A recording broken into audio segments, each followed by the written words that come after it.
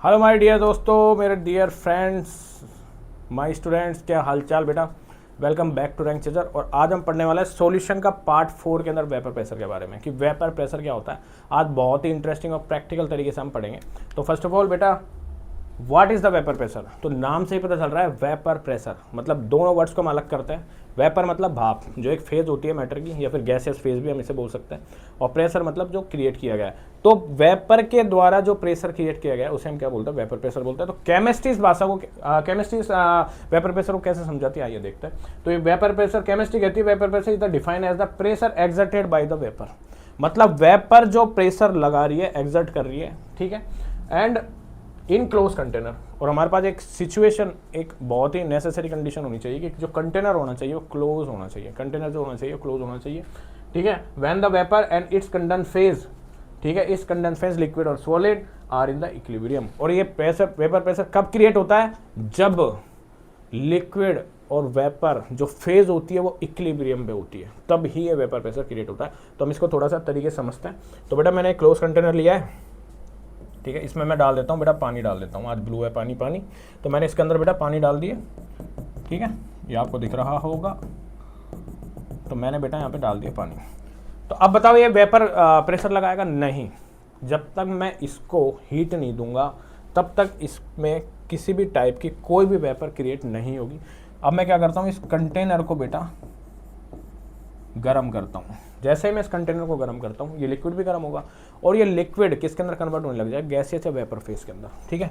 अब मान लो ये लिक्विड किससे मिलकर बना है, छोटे छोटे पार्टिकल से मिलकर बना है, सब्स्टिट्यूएंट पार्टिकल से मिलकर बना है। तो ये पार्टिकल्स क्या करेंगे बेटा, मूव करेंगे और कन्वर्ट हो जाएंगे वेपर फेज के अंदर। ये पार्टिकल्स मूव कर रहे हैं और यहाँ पे बेटा वेपर फेज के अंदर क्या हो जाएंगे, कन्वर्ट हो जाएंगे, ठीक है। जो हमारे पास जो ये स्पेस था ये क्या था बेटा, एम्प्टी था, खाली था। बट इसके आधे कंटेनर के आधे हिस्से में तो हमने लिक्विड भरा था, आगे तक खाली। तो वेपर को जगह मिलती है, क्योंकि गैस के मॉलिक्यूल क्या होते हैं, रैंडमली मूव करते हैं। तो गैस को जगह मिलती है, तो इस एम्प्टी कंटेनर के अंदर क्या करते हैं, वो मूव करने लग जाते हैं रैंडमली, ठीक है। अब धीरे धीरे जैसे मैंने धीरे धीरे इसका टेम्परेचर मतलब हमने बढ़ाया, तो जैसे जैसे हम टेम्परेचर बढ़ाते हैं वैसे वैसे वेपर बनती है। तो वेपर क्या होती है बेटा, धीरे धीरे बनती है। पहले एक मॉलिक्यूल बना, 2 बना, 10 बना, 10,000 बने, लाख बने, करोड़ बने। और उन्होंने क्या किया था, इस कंटेनर के एम्प्टी स्पेस को एक्यूमुलेट कर लिया, ठीक है, इस स्पेस को ऑक्यूपाई कर लिया। अब क्या होता है, ये था बेटा लिक्विड और ये था बेटा गैस फेज या वेपर फेज, ठीक है। तो एक ऐसी स्थिति या एक ऐसी सिचुएशन, ऐसी कंडीशन हमारे पास आती है जब ये दोनों लिक्विड और वेपर फेज क्या होती है, इक्विलिब्रियम पे आ जाती है। ऐसी स्टेट या ऐसी फेज जहाँ पे वेपर फेज और लिक्विड फेज दोनों क्या हो जाती है, बराबर हो जाती है। मतलब पहले किसकी क्वांटिटी ज़्यादा थी, पानी की। वेपर क्या थी, 0। जैसे जैसे मैंने हीट किया वेपर बनती गई बनती गई बनती गई, और एक स्टेट ऐसी आती है कि पानी के बराबर ही क्या हो जाती है, वेपर हो जाती है। इस स्टेट को हम बोलते हैं इक्विलिब्रियम फेज। क्या बोलते हैं बेटा, इक्विलिब्रियम स्टेट या इक्विलिब्रियम फेज, जहाँ पे गैस या वेपर और लिक्विड दोनों क्या होंगे, बराबर होंगे। जब ये बराबर होते हैं तब इसको जगह नहीं मिलती है, किसको, वेपर को, और ज़्यादा, क्योंकि उसको तो बाहर निकलना है, बट उसको और जगह नहीं मिलती है। तो आपस में ये मॉलिक्यूल्स कोलाइड करते हैं और कहाँ पे धक्का देते हैं इसको, ये पानी के सरफेस पे क्या लगाते हैं, फोर्स लगाते हैं। पानी के सरफेस पे फोर्स लगाने लग जाते हैं। ये जो पानी की जो सुपरफिशियल जो आपको सरफेस दिख रही है, यहाँ पे क्या लगाने लग जाते हैं, फोर्स लगाने लग जाते हैं या प्रेशर लगाने लग जाते हैं। इसी प्रेशर को हम क्या बोलते हैं, वेपर प्रेशर बोलते हैं। वेपर के द्वारा लगाया गया लिक्विड के सरफेस पे प्रेशर, उसे हम क्या बोलते हैं, वेपर प्रेशर बोलते हैं। ऐसा प्रेशर जो वेपर द्वारा लगाया गया किस पे, लिक्विड की सरफेस पे, उसे हम क्या बोलते हैं, वेपर प्रेशर। बट इसके लिए एक कंडीशन जो है वो जरूरी होता है, वो है क्लोज कंटेनर। कंटेनर हमेशा क्लोज होना चाहिए, इसे हम क्या बोलते हैं, वेपर प्रेशर बोलते हैं। जैसे कि मैंने आपको ये डायग्राम दिखा हुआ है, ये बेटा हमारे पास कंटेनर है, ठीक है, क्लोज कंटेनर है, ठीक है। अब इसमें पानी है, ये रहा पानी के मॉलिक्यूल, देखो कितने खुश हैं। जैसे मैं इनको हीट दूंगा तो it will be convert into vapour phase या गैसेस फेज में कन्वर्ट होने लग जाता है, ठीक है।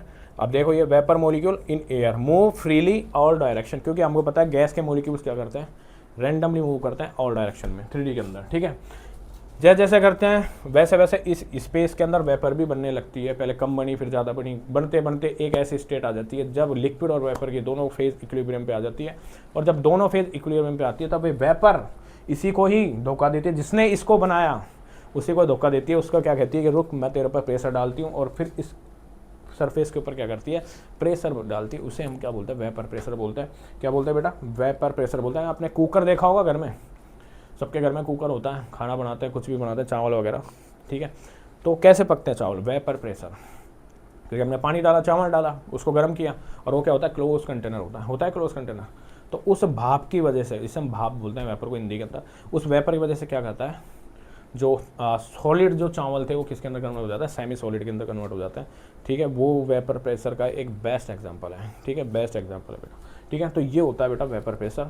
तो वेपर प्रेशर क्या होता है, एक बार और समझ लेते हैं कि ऐसा कोई भी प्रेशर जो किसी वेपर के द्वारा लिक्विड के सरफेस पर लगाया जाता है, उसे हम क्या बोलते हैं, वेपर प्रेशर बोलते हैं। और वेपर प्रेशर जो होगा, वेपर प्रेशर जो क्रिएट होगा क्लोज कंटेनर में ही होगा, कभी ओपन कंटेनर में क्रिएट नहीं होता है। ठीक है स्टूडेंट्स, ये हमारा क्या होगा, वेपर प्रेशर होगा। ठीक है, अब हम आगे बढ़ते हैं।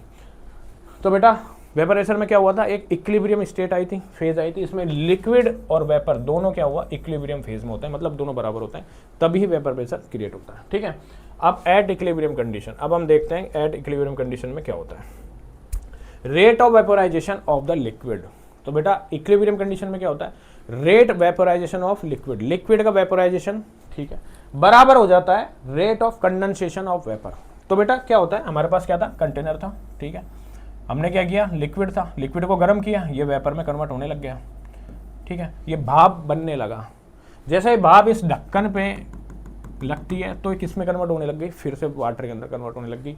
कभी भी देखना आप, जैसे पानी उबालना कभी, ठीक है, किसी भी कंटेनर में, क्लोज कंटेनर में, ठीक है, तो पानी क्या होगा, पहले वेपराइज होगा और उस ढक्कन के ऊपर नीचे लगने लगेगा वो, और फिर वो पानी की बूंद की तरीके से, ड्रॉप की तरीके से नीचे गिरने लगेगा लिक्विड में, उसे बोलते हैं कंडेंसेशन। मतलब इसमें क्या हो रहा है, लिक्विड टू गैस में कन्वर्ट हो रहा है, इसको तो हम बोलेंगे वेपराइजेशन, लिक्विड से गैस के अंदर कन्वर्ट होना। ठीक है, वेपराइजेशन, और गैस से या वेपर से दोबारा उसी स्टेट में, बैक स्टेट में आना, मतलब लिक्विड में कन्वर्ट होना, उसे हम बोलते हैं कंडेंसेशन। उसे हम क्या बोलते हैं, कंडेंसेशन बोलते हैं। उसे हम क्या बोलते हैं बेटा, कंडेंसेशन बोलते हैं। ठीक है, तो बेटा इस कंडीशन में क्या होता है, रेट ऑफ वेपोराइजेशन क्या ऑफ लिक्विड का क्या होगा, बराबर होगा rate of condensation of vapour.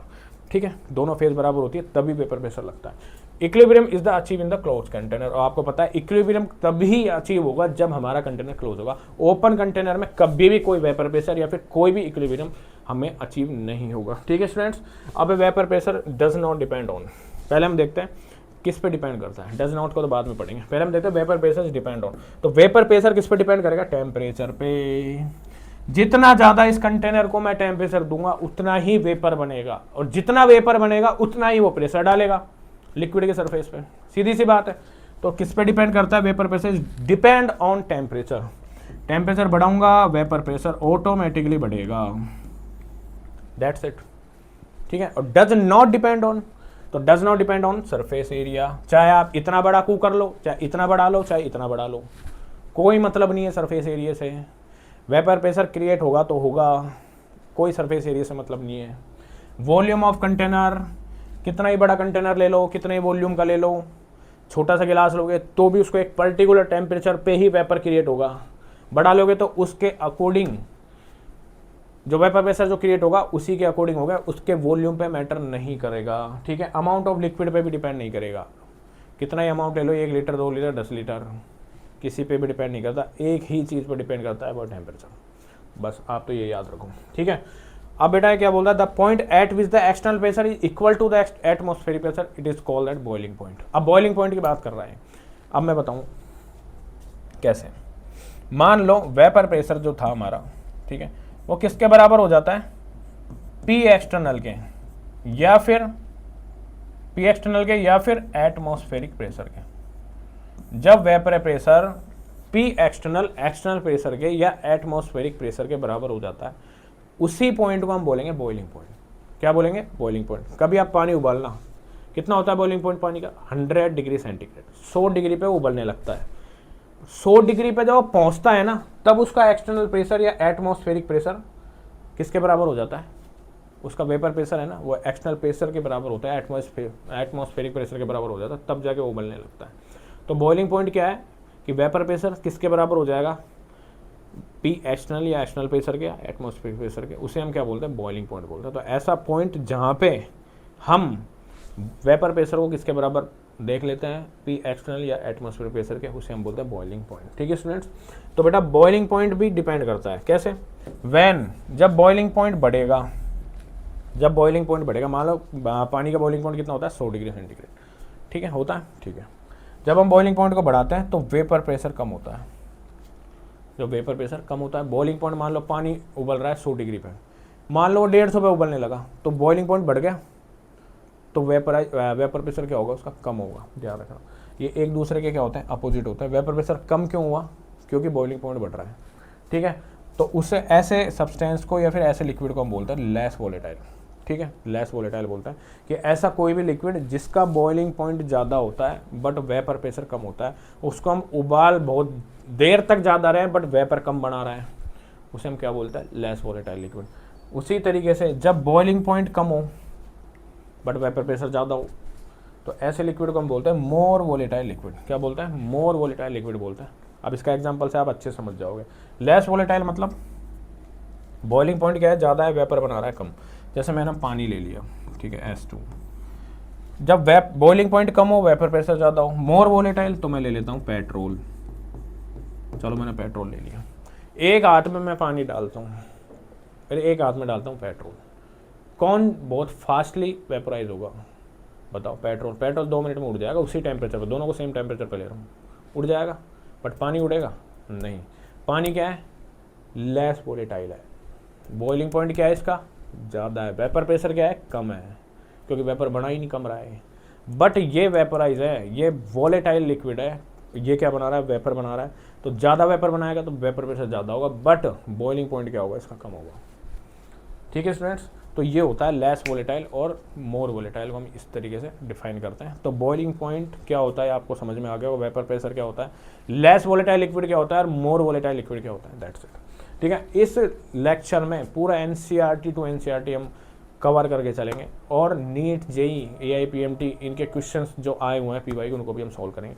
तो बहुत इंटरेस्टिंग क्लास है, काम का पढ़ाएंगे, फालतू को नहीं पढ़ाएंगे बेटा। ठीक है, नेक्स्ट क्वेश्चन हम क्या बोलता है, इफेक्ट ऑफ इंटरमोलिकुलर फोर्स। ठीक है, तो वेपर प्रेशर एक तो टेम्परेचर पर डिपेंड कर रहा है, एक इंटरमोलिकुलर फोर्स पे डिपेंड कर रहा है। ठीक है, इंटरमोलिकुलर फोर्स, IMF जिसे मैं शॉर्ट में बोलूँगा।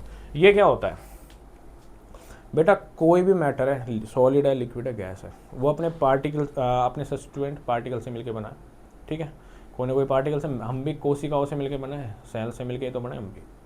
ठीक है, लिक्विड भी जो बना होगा मैटर, वो भी अपने सब्स्टिट्यूएंट पार्टिकल से मिलकर बना होगा। जैसे मान लो पानी है, पानी क्या है, H2O, तो इसके सब्स्टिट्यूएंट पार्टिकल क्या हुए, हाइड्रोजन और ऑक्सीजन हुए। ठीक है, तो इन दोनों, इसमें मैं पूछूं कि इसमें एटम कौन कौन से हैं, तो इसमें एक हाइड्रोजन है और एक क्या है, ऑक्सीजन है। ठीक है, एक है हाइड्रोजन, एक क्या है, ऑक्सीजन। इन दोनों के बीच में जितना ज़्यादा अट्रैक्शन होगा उतना ही ये जो मैटर होगा मतलब एक तरीके से सॉलिड टाइप का होगा, मतलब एक स्ट्रॉन्ग मैटर होगा। मैं एक जनरल भाषा में आपको समझा रहा हूँ। ठीक है, बट इन दोनों के बीच में बॉन्ड ही बहुत वीक हो, ठीक है, जिसे हम बोलते हैं इंटरमोलिकुलर फोर्स ही बहुत कम हो, तो इनको आराम से तोड़ा जा सकता है। ठीक है, तो बेटा जो वेपर प्रेशर है वो IMF पे डिपेंड करता है, इंटरमोलिकुलर फोर्सेस पे डिपेंड करता है। इंटर मतलब अंदर, मोलिकुलर मतलब उसके मोलिक्यूल, और उन मोलिक्यूल के बीच में जो फोर्स लग रहा है उसे हम बोलते हैं IMF, इंटरमोलिकुलर फोर्सेस। तो जितना ज़्यादा किसी भी सब्सटेंस का इंटरमोलिकुलर फोर्सेस ज़्यादा होगा, मतलब उनके बीच की बॉन्डिंग उतनी ज़्यादा स्ट्रॉन्ग होगी। और इस बॉन्डिंग को तोड़ने के लिए हमें बहुत ज़्यादा बॉयल करना पड़ेगा, या फिर उसका बॉइलिंग पॉइंट ज़्यादा होगा। उसका बॉइलिंग पॉइंट क्या होगा बेटा, ज़्यादा होगा। और हमेशा याद रखना, जिसका बॉइलिंग पॉइंट ज़्यादा होता है उसका वेपर प्रेशर कम होता है, उसका वेपर प्रेशर क्या होगा, कम होगा। जैसे मैंने पानी और पेट्रोल का एग्जाम्पल दिया था। पानी के जो मॉलिक्यूल्स है बहुत ज़्यादा टाइटली बॉन्डेड है, मतलब उनका मॉलिक्यूल्स के बीच में जो फोर्स है, अट्रैक्शन फोर्स जो एक दूसरे से के पास रखता है, वो क्या है, बहुत ज़्यादा स्ट्रॉन्ग है कंपेयर टू पेट्रोल के। इस वजह से वो नॉन वोलेटाइल है, इस वजह से उसका बॉइलिंग पॉइंट ज़्यादा है, वेपर प्रेशर कम है। बट पेट्रोल की मैं बात करता हूँ तो इसके जो पार्टिकल्स हैं उनके बीच में जो मोलिकुलर फोर्सेज है, अट्रैक्शन फोर्स, वो बहुत वीक है, आराम से तोड़ सकते हो आप। थोड़ा सा टेम्परेचर दिया, बाहर खुले में छोड़ दिया, लो टूट गया। ठीक है, इसे हम बोलते हैं इंटरमोलिकुलर फोर्स। जितना ज़्यादा वीक होगा उतना बॉइलिंग पॉइंट ज़्यादा होगा, वेपर प्रेशर, बॉइलिंग पॉइंट कम होगा, वेपर प्रेशर ज़्यादा होगा। इसलिए मैंने आपको एक एग्जांपल दिया था पानी और पेट्रोल का, आई होप आपको समझ गए होंगे। तो इंटरमोलिकुलर फोर्सेज है, ये भी डिपेंड करता है किस पे, वेपर प्रेशर इंटरमोलिकुलर फोर्स पे डिपेंड करता है। जितना ज़्यादा इंटरमोलिकुलर फोर्स होगा उतना क्या होगा, बॉइलिंग पॉइंट ज़्यादा होगा और वेपर प्रेशर कम होगा। और जितना IMF कम होगा, इंटरमोलिकुलर फोर्सेस कम होगा, उतना बॉइलिंग पॉइंट कम होगा, उतना ज़्यादा उसका वेपर प्रेशर होगा। ठीक है, जैसे इसमें एग्जांपल ले लेते हैं इंटरमोलिकुलर फोर्स, जैसे मैंने पेट्रोल का ले लेता हूँ, ठीक है, और इसमें ले लेता हूँ S2। ठीक है स्टूडेंट्स, ठीक है, आई होप आपको समझ में आ गया होगा। ठीक है, अब हम बात करें तो 2 टाइप्स के लिक्विड थे, एक था वॉलेटाइल, एक था नॉन वॉलेटाइल। वॉलेटाइल जो भाप बनाता है या भाप बन के उड़ता है उसे हम बोलते हैं वॉलेटाइल। नॉन वॉलेटाइल जिसका वेपर नहीं बनता है, भाप नहीं बनता, उसे बोलते हैं नॉन वॉलेटाइल। ठीक है, तो हम इसे देखते हैं। तो वॉलेटाइल लिक्विड क्या होता है, इवेपोरेट इजीली, बहुत जल्दी भाप बन जाता है, उसे हम क्या बोलते हैं volatile.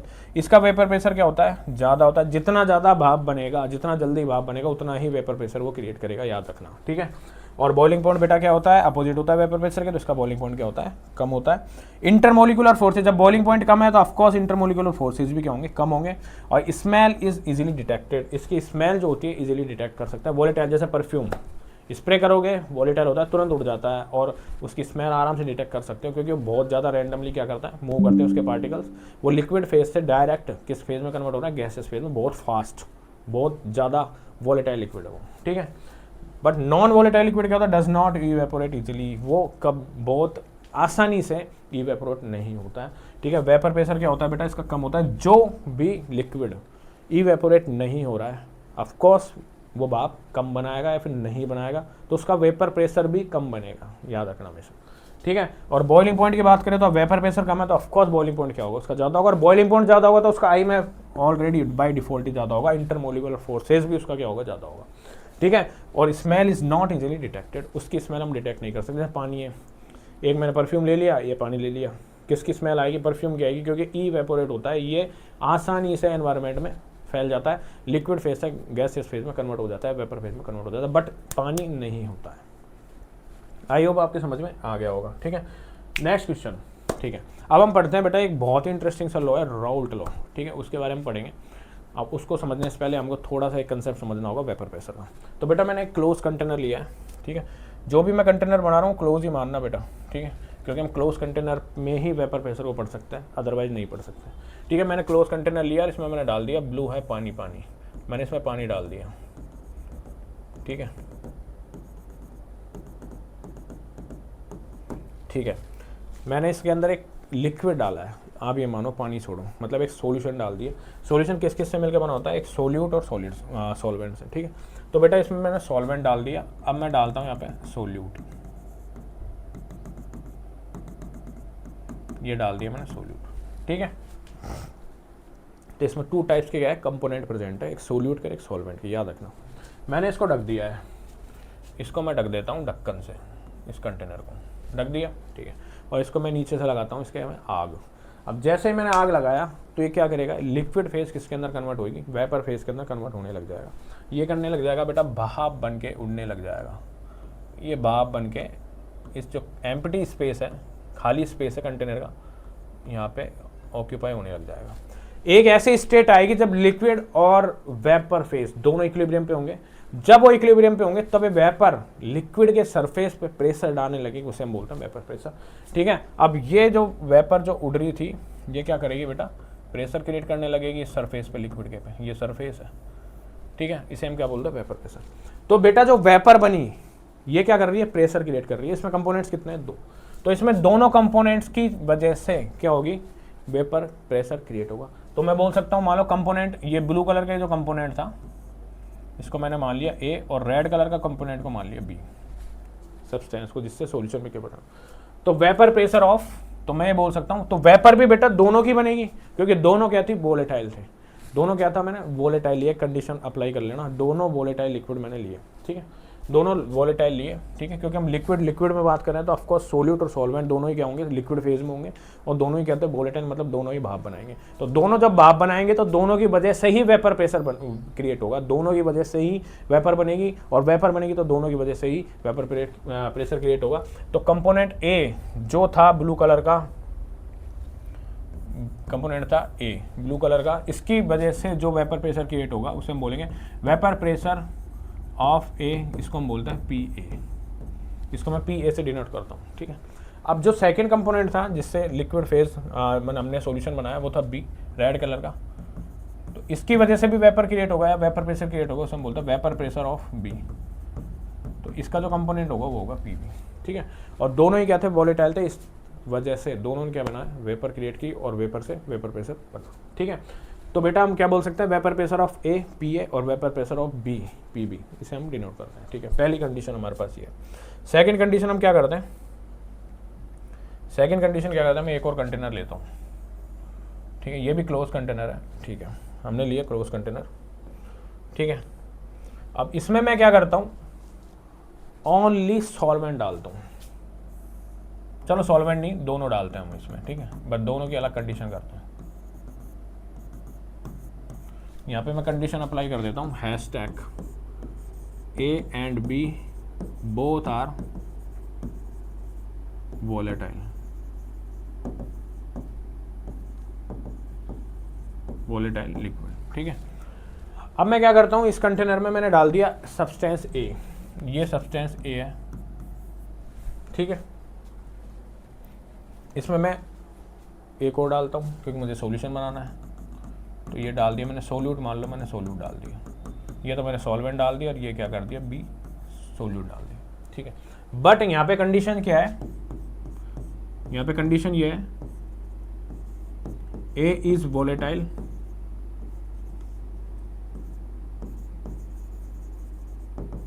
A is volatile but B is non volatile.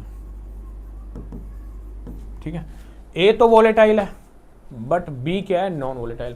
मतलब ए को मैंने क्या माना है, ए को मैंने मान लिया बेटा सॉल्वेंट मान लो, बट बी को मैंने मान लिया सोल्यूट। ठीक है, तो सोल्यूट क्या है, यहाँ पे नॉन वोलेटाइल है, बट ए क्या है, वोलेटाइल है। ठीक है, अब मैं इसको गर्म करूंगा, जैसे मैं गर्म करूंगा तो वेपर बनेगी, वेपर बनेगी तो वेपर प्रेशर बनेगा। ठीक है, तो बेटा वेपर किसकी बनेगी, ये है ए वोलेटाइल, ये वोलेटाइल है मतलब भाप बनाएगा, भाप बनाएगा तो वेपर प्रेशर भी इसका बनेगा। बट बी क्या है, नॉन वोलेटाइल है, मतलब इसका भाप नहीं बनेगा, इसका वेपर नहीं बनेगा, इसकी वजह से वेपर प्रेशर भी क्रिएट नहीं होगा। तो बेटा मैं इसको क्या बोल सकता हूँ, इसको बोल सकता हूँ वेपर प्रेशर ऑफ ए, क्योंकि ए की वजह से क्या बन रहा है, वेपर प्रेशर, तो इसको बोलूँगा पी ए। बट बी की वजह से मैं बोलूँ वेपर प्रेशर ऑफ बी, मतलब इसको पी बी से डिनोट करता हूँ, वो क्या होगा बेटा, जीरो। ध्यान रखना, तो हमेशा वेपर प्रेशर किसका बनता है, वोलेटाइल का ही बनता है, नॉन वोलेटाइल का नहीं बनेगा। ठीक है, अब मैं थर्ड कंडीशन और लेता हूँ, एक और इंटरेस्टिंग सी। ठीक है, मैंने ली थर्ड कंडीशन, ये ली मैंने थर्ड कंडीशन। अब इसमें मैं क्या करता हूँ, इसमें मैं सॉल्वेंट लेता हूँ, प्योर सॉल्वेंट। क्या लेता हूँ इसमें, प्योर सॉल्वेंट लेता हूँ, मतलब एक ही सॉल्वेंट लूँगा बस, इसमें सोल्यूट वगैरह कुछ नहीं डालूंगा मैं। ये क्या है बेटा, प्योर सॉल्वेंट, जिसको मैं पी नॉट से डिनोट कर लेता हूँ। ये है प्योर सॉल्वेंट, इसको मैं गर्म करूँगा, वेपर बनेगी, वेपर से वेपर प्रेशर क्रिएट होगा, ये प्योर सॉल्वेंट है, वोलेटाइल है। ठीक है, ये क्या है बेटा, वोलेटाइल है। ठीक है, इसकी वजह से जो वेपर प्रेशर क्रिएट होगा, यहाँ पे वेपर बनेगी। अब जो वेपर प्रेशर क्रिएट होगा, वेपर प्रेशर ऑफ सॉल्वेंट या फिर pure solvent is equal to P naught. ठीक है, इसको प्योर सॉल्वेंट मान लेते हैं, इसका जो वेपर प्रेशर होगा क्या होगा, पी नॉट। हो गई है, इसमें मैंने सोल्यूट नहीं मिलाया, ओनली सॉल्वेंट, और वो भी क्या है, वोलेटाइल। ठीक है, फोर्थ कंडीशन और लेता हूँ, एक और आएगा समझ में आएगा बेटा, रुको। फोर्थ कंडीशन और लेता हूँ, ये उठा ली मैंने कंडीशन, एक और कंटेनर ले लिया। अरे कंटेनर कहाँ गया तू, ये ले ली मैं, वो एक और कंटेनर ले लिया। ठीक है, इसमें मैं क्या करता हूँ, इसमें मैं क्या करता हूँ, इसमें मैं क्या करता हूँ, सॉल्वेंट लेता हूँ प्योर। एक तो मैंने ले लिया रेड कलर का सॉल्वेंट, ठीक है, पी ए मान लो इसको। ठीक है, और एक ले लेता हूँ मैं सोल्यूट, एक ले लिया मैंने सोल्यूट। ठीक है, अब सोल्यूट क्या है, ये वोलेटाइल भी हो सकता है या फिर नॉन वोलेटाइल भी हो सकता है, कुछ भी हो सकता है, कुछ भी ले सकते हो आप इस सोल्यूट में। बट सॉल्वेंट क्या है यहाँ पे, ये है वोलेटाइल, ये है हमारे पास वोलेटाइल। अब मैं इसको गर्म करूँगा, इसमें भाप बनेगी, भाप से प्रेशर क्रिएट होगा, तो जो वेपर से जो प्रेशर क्रिएट होगा किसकी वजह से होगा, दोनों की वजह से होगा। ठीक है, तो मैं बोल सकता हूँ vapour pressure of solute solvent. ठीक है, मान लो सॉल्वेंट को मान लेता हूँ पी ए, ये ठीक है।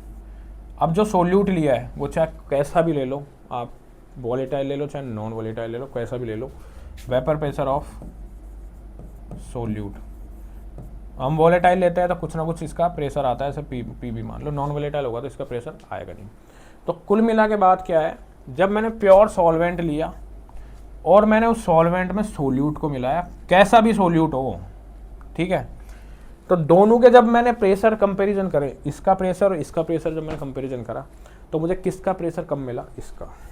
तो मुझे इसका प्रेशर कम मिला, तो मैं इसको मैं इसको पी से डिनोट कर लेता हूँ और ये हमारे पास है ही पी नोट। तो बेटा मैं ओवरऑल क्या बोल सकता हूँ, प्रेशर ऑफ प्योर सॉल्वेंट मतलब P note is greater than P. Raoult यही कहता है कि किसी भी लिक्विड में आप, किसी भी लिक्विड में सॉल्वेंट में आप कैसा भी सोल्यूट मिला लो, सॉल्वेंट मतलब वोलेटाइल नॉन वोलेटाइल, जैसे कि हमने ये मिलाया, ठीक है, इसका जो प्रेशर है वो प्योर सॉल्वेंट वाला जो हमारे पास लिक्विड था उसके प्रेशर से कम होगा। तो कुल मिला के बात ये है कि वेपर प्रेशर किसी भी टाइप के सोल्यूट को मिलाने पर कम ही होता है कंपेयर टू प्योर सॉल्वेंट के। जैसे पानी है, ठीक है, पानी को आप उबाल रहे हो, वेपर बनेगा, वेपर से वेपर प्रेशर क्रिएट होगा, ठीक है, होगा क्रिएट, ठीक है। बट मैं चाय बना रहा हूँ, चाय भी वेपर बनेगी, बट मैं ओपन कंटेनर की बात नहीं कर रहा, मैं बंद कंटेनर मान लो, चाय बनेगी। जैसे मैं चाय में, आप चलो एक बार एक सपोज एक कंडीशन मान लो कि चाय का जो कंटेनर था वो ओपन था, ठीक है, मैं उसमें डाल रहा हूँ, चाय उबल रही है, वेपर बन रही है, वेपर से वेपर प्रेशर क्रिएट हो रहा है, बट कम हो रहा है क्योंकि क्लोज कंटेनर नहीं है, ठीक है, एक कंडीशन। बट मैं उसमें चीनी डाल देता हूँ, जैसे मैं चीनी डालूँ या फिर मैं कोई भी सोल्यूट का पार्टिकल डालता हूँ, वो वेपर प्रेशर कम हो जाता है। तो कुल मिला के बात है, प्योर सॉल्वेंट का वेपर प्रेशर पी नॉट और किसी भी सॉल्यूशन का वेपर प्रेशर का हम कंपैरिजन करेंगे तो बेटा प्योर सॉल्वेंट का जो वेपर प्रेशर है वो ज़्यादा होगा इस कंपेयर टू सॉल्यूशन के, क्योंकि सोल्यूट कैसा भी मिक्स कर लो वेपर प्रेशर कम होता है। कुल मिला के बाद जो है मोरल ऑफ द स्टोरी है कि किसी भी लिक्विड में यदि हम सोल्यूट मिलाते हैं, सोल्यूट पार्टिकल मिलाते हैं, चाहे वो वोलेटाइल हो चाहे नॉन वोलेटाइल हो, कैसा भी हम सोल्यूट के पार्टिकल मिलाते हैं, वोलेटाइल नॉन वोलेटाइल, बेटा उस लिक्विड का या उस सॉल्यूशन का वेपर प्रेशर कम होता है as compare to pure solvent के। दैट्स इट, ये था इसका मोरल ऑफ द स्टोरी समझाने का तरीका। ठीक है स्टूडेंट्स, अब हम आगे बढ़ते हैं। तो बेटा राउल्ट लॉ अब आ रहा है, ठीक है, सबसे ज़बरदस्त जो इस चैप्टर का जो पॉइंट है वो है वो राउल्ट लॉ। तो राउल्ट लॉ क्या कह रहा है, valid for the liquid solution. तो सबसे पहले आप ये देखो राउल्ट लॉ है वो किसके लिए वैलिड है, ओनली लिक्विड सॉल्यूशन के लिए ही वैलिड है, ठीक है। तो स्टेटमेंट ऑफ द राउल्ट की लॉ की बात करेंगे, द पार्शियल प्रेशर, तो राउल्ट लॉ कहता है द पार्शियल प्रेशर मैं पी ए से डिनोट कर देता हूँ, ठीक है, the partial pressure of component, P A छोड़ो अभी, द पार्शियल प्रेशर मतलब P of the component of the solution directly proportional to its mole fraction. तो राउल्ट लॉ ये कहता है कि पार्शियल प्रेशर था किसी भी लिक्विड का, वो किसके डायरेक्टली प्रोपोर्शनल होता है, उस सॉल्यूशन के मोल फ्रैक्शन के, मतलब P डायरेक्टली प्रोपोर्शनल टू काई, इसे बोलते हैं काई। मोल फ्रैक्शन को X से रिप्रेजेंट करते हैं, इसको बोलते हैं काई, ठीक है। अब मान लो मेरे पास एक लिक्विड है, ठीक है, जिसमें सोल्यूट पार्टिकल्स को मैं ग्रीन से डिनोट कर रहा हूँ, ये मैं ले लिया सॉल्वेंट, सॉरी, ठीक है, और ले लेता हूँ यहाँ पे मैं ये ले लेता हूँ मैं सोल्यूट। तो बेटा कितने टाइप के कंपोनेंट है, ये ले लिया मैंने PB और इसको मान लिया मैंने PA। तो ये जो सॉल्यूशन है कितने सब्स्टिट्यूएंट से मिलकर बना है, कितने पार्टिकल से मिलकर बना है, 2 टाइप्स के, P एंड PB। तो बेटा दोनों क्या है, वोलेटाइल है, दोनों वोलेटाइल है, तो क्या करेंगे बेटा, ये वेपर क्रिएट करेंगे, वेपर से वेपर प्रेशर बनेगा। तो बेटा यहाँ पे कोई ना कोई वेपर बन रही है, इससे वेपर क्रिएट हो रहा है, कंटेनर हमारे पास क्लोज है, याद रखना, ठीक है। तो बेटा वेपर प्रेशर ऑफ PA या substituent A, vapour pressure of substituent A हम बोलेंगे PA, और vapour pressure of substituent B क्या बोलेंगे इसको, PB, ठीक है स्टूडेंट्स। इसको मान लो B मान लो और इसको मान लो A। तो दोनों की वजह से कितना प्रेशर क्रिएट हो रहा है, PA एंड PB, ठीक है। अब ये क्या कह रहा है राउल्ट लॉ कह रहा है कि वेपर प्रेशर ऑफ कंपोनेंट कितने हैं, A और B, directly proportional to its mole fraction. तो बेटा पी ए कंपोनेंट क्या होगा, उसके जो मोल फ्रैक्शन है उसके डायरेक्टली प्रोपोर्शनल टू होगा, मतलब काई ए के। और जो पी बी होगा वो क्या होगा, इसके मोल फ्रैक्शन होंगे एक्स काई बी, उसके क्या होगा, डायरेक्टली प्रोपोर्शनल टू होगा। अब टोटल प्रेशर देखते हैं इसका, ये सॉल्यूशन बन चुका है, तो पी टोटल क्या होगा इसका, पी टोटल होगा P A plus P B, क्योंकि इसका प्रेशर, ए का प्रेशर और बी का पेपर प्रेशर, दोनों का टोटल क्या होगा, इस सॉल्यूशन का कंप्लीट प्रेशर होगा। ठीक है स्टूडेंट्स, तो मैं इसको ये भी लिख सकता हूँ P total is equal to P not A X से, पी नॉट क्या, पी ए एक्स से कर लो इसको, पी ए एक्स से plus P B X B. तो ये क्या है बेटा, ये है राउल्ट लॉ। क्या है ये, राउल्ट लॉ। क्या है बेटा, ये राउल्ट लॉ है। ठीक है स्टूडेंट्स, अब हम आगे बढ़ते हैं। तो बेटा राउल्ट लॉ क्या है कि vapour pressure directly proportional to उसके मोल फ्रैक्शन, सॉल्यूशन के मोल फ्रैक्शन। ठीक है, तो हमने प्रोपोर्शनलिटी कांस्टेंट को हम हटाते हैं, तो पी ए को मैं क्या लिख सकता हूँ, P A is equal to P not A X से, क्या लिख सकता हूँ, पी नॉट ए एक्स से। पी बी को मैं क्या लिख सकता हूँ, P not B X B. ठीक है स्टूडेंट्स, क्योंकि हमने यहाँ से हटाया बच्चों प्रोपोर्शनलिटी कांस्टेंट और इसकी जगह हमने लगाया पी नॉट ए एक्स से। अब हम देखते हैं पी नॉट ए एक्स से और ये पी ए क्या है, तो अभी हम देखते हैं इसमें। तो मैं यहाँ पे लिख देता हूँ बेटा, पी ए क्या है बेटा, vapour pressure of A. P B क्या था यहाँ पे, vapour pressure of B. P not A क्या था, vapour pressure of pure A. और पी नॉट बी क्या था, vapour pressure of pure B. ठीक है स्टूडेंट्स, और काई ए और काई बी को हम क्या लिख सकते हैं, काई ए क्या है, mole fraction of A component, और काई बी को मैं क्या लिख सकता हूं, मोल फ्रैक्शन ऑफ बी। ठीक है स्टूडेंट्स, तो ये क्या था हमारे पास, ये था राउल्ट लॉ। क्या था बेटा, राउल्ट लॉ। इसको हम पी टोटल से ऐसे भी रिप्रेजेंट कर सकते हैं। ठीक है, आई होप आपको ये समझ में आ गया होगा। ठीक है, अब हम नेक्स्ट आगे बढ़ते हैं। तो आगे बेटा एक ग्राफ है बहुत इंटरेस्टिंग सा, जो है पी वर्सेस मोल फ्रैक्शन, मतलब pressure versus mole fraction. Pressure कौन सा, वेपर प्रेशर। ठीक है, इसको समझने के लिए एक छोटा सा हम कंटेनर बनाएंगे सबसे पहले। तो बेटा मैंने क्या किया, यहाँ पे मैंने एक कंटेनर बनाया। ठीक है, और एक कंटेनर था क्लोज था। ठीक है, इसमें था बेटा लिक्विड, ये था लिक्विड। जैसे ही मैं इसको गर्म करूंगा ये क्या होगा, वेपर में कन्वर्ट होगा और वेपर प्रेशर क्रिएट करेगा। तो ये वेपर में कन्वर्ट हो गया और वेपर प्रेशर यहाँ पे इसने क्रिएट कर दिया। ठीक है, तो वेपर प्रेशर क्रिएट होगा तो बेटा इसका कोई ना कोई वेपर प्रेशर होगा। जैसे vapour pressure of component A, P ए मान लेते हैं। तो दो कंपोनेंट तो है ही इसमें और दोनों क्या है, वोलेटाइल है। Vapour pressure of B, P B. ठीक है, तो बेटा नीचे क्या था, यहाँ पे था लिक्विड प्लस लिक्विड, क्योंकि ये सॉल्यूशन था, लिक्विड प्लस लिक्विड। दो कंपोनेंट्स लिए तो आपका सॉल्यूशन बनेगा। और यहाँ पे क्या है, गैस प्लस गैस या फिर वेपर प्लस वेपर। तो हमें पता है राउल्ट का नियम एक ही कंडीशन पे फॉलो होता है, जब लिक्विड लिक्विड सॉल्यूशन होगा। याद रखना, जब लिक्विड लिक्विड होगा तभी राउल्ट का नियम फॉलो होगा। बट गैस गैस फेज जब होती है या वेपर फेज होती है, तब कौन सा रूल फॉलो होता है, कौन सा साइंटिस्ट आता है कहानी में, वो आता है डाल्टन। क्या आता है बेटा, डाल्टन। डाल्टन हेनरी के साथ भी आया था, डाल्टन राउल्ट के साथ भी आ रहा है। डाल्टन सबसे ज़बरदस्त साइंटिस्ट है। मतलब वो बोलता है जब गैस गैस की बारी आती है, फिर वेपर वेपर की बारी आती है, तब मुझे ज़रूर याद करना। ठीक है, और हेनरी का नियम कब आया था, जब गैस को हम लिक्विड में मिला रहे थे। तो यहाँ पे हम क्या मिला रहे हैं, लिक्विड टू लिक्विड, तो इसलिए राउल्ट लॉ आ रहा है। और गैस या वेपर फेज की हम बात करेंगे तो डाल्टन आएगा। ठीक है, तो डाल्टन साहब क्या बोलते हैं, according to Dalton law, according to Dalton law. तो डाल्टन साहब क्या बोलते हैं, पी टोटल, ये तो कंपोनेंट के थ्रू आ रहा है, इसका कोई ना कोई, इस सॉल्यूशन का कोई ना कोई प्रेशर भी आ रहा होगा, पी टोटल। तो ये बोलता है P total is equal to P A plus P B. P total, इस पूरे सॉल्यूशन का भी कुछ ना कुछ प्रेशर था, वेपर प्रेशर था, जो ये फील कर रहा था। तो एक इसके वजह से आएगा, कंपोनेंट्स की वजह से, P A plus P B. तो मैं इसको क्या लिख सकता हूँ खोल के, P is equal to, P total is equal to P A and P B. P A की वैल्यू ये है और पी बी की ये है। तो मैं क्या लिख सकता हूँ, P not A X A plus P not B X B. तो ये क्या है, डाल्टन लॉ है। क्या है, डाल्टन लॉ। तो डाल्टन ने क्या किया कि फिर हम पढ़ेंगे यहाँ पे एक ग्राफ जो कि होगा वेपर प्रेशर और किसके बीच में, मोल फ्रैक्शन के बीच में। ठीक है, राउल्ट का एक ग्राफ है बहुत इंटरेस्टिंग सा। तो इसमें एक कंडीशन बताई उसने कंडीशन बताई, मान लो वैन, क्योंकि vapour pressure directly proportional to किसका है, मोल फ्रैक्शन के। मोल फ्रैक्शन एक कंसंट्रेशन टर्म है, इसको यूज़ क्यों किया गया है, क्योंकि यूनिट लेस है।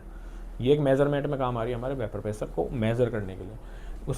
उसने बोला कि मान लो मैं एक्स ए को 1 मान लेता हूँ और एक्स बी को मान लेता हूँ 0, तब क्या होगा, तब ये वेपर प्रेशर क्या होगा।